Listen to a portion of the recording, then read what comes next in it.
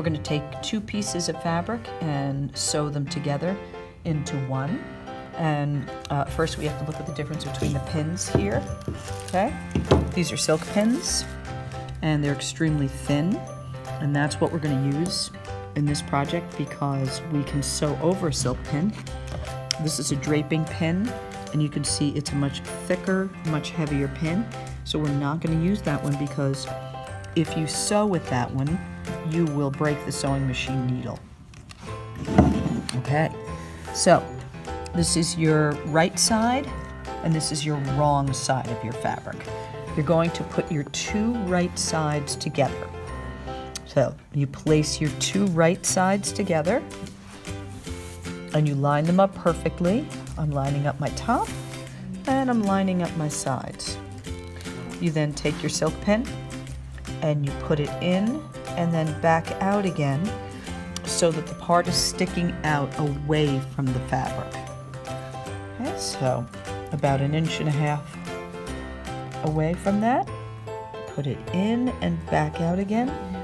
You can't do this because it'll come apart. See? It pulls right apart. So you have to put it in and then back out again.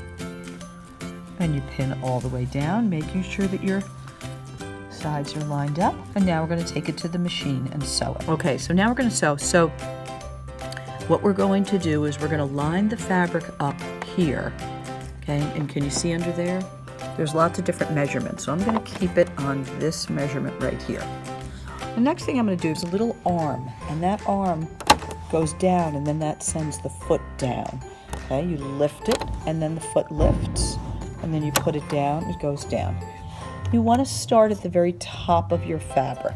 You don't want to start here because then you won't have sewn all that. So we're going to start at the very top of the fabric. Here's the pedal, and I'm going to use the pedal to sew. I put my left hand here and my right hand gently holding. The machine does all the work, but I use my hands for a little bit of control.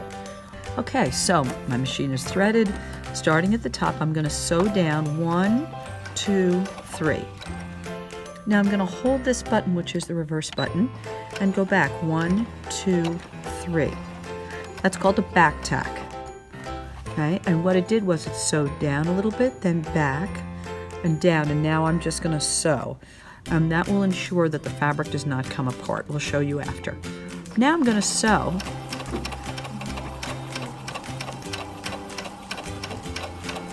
I'm going to speed up a little bit. Notice I'm keeping it lined up.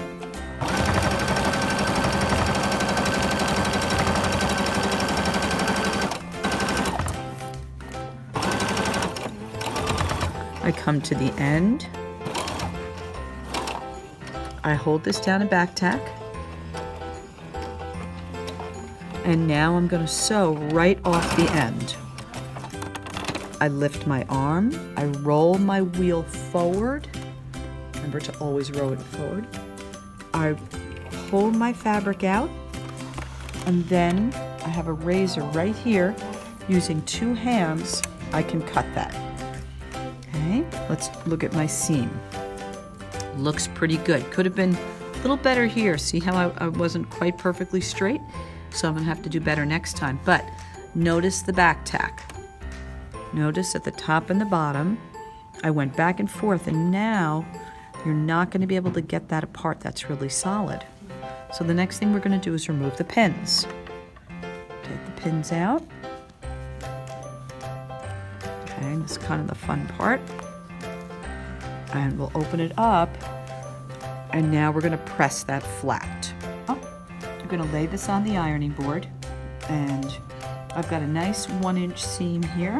It's pretty even, not bad, right? Remove the threads. And I'm going to take my iron and nose it in, okay? I don't just plonk it on top.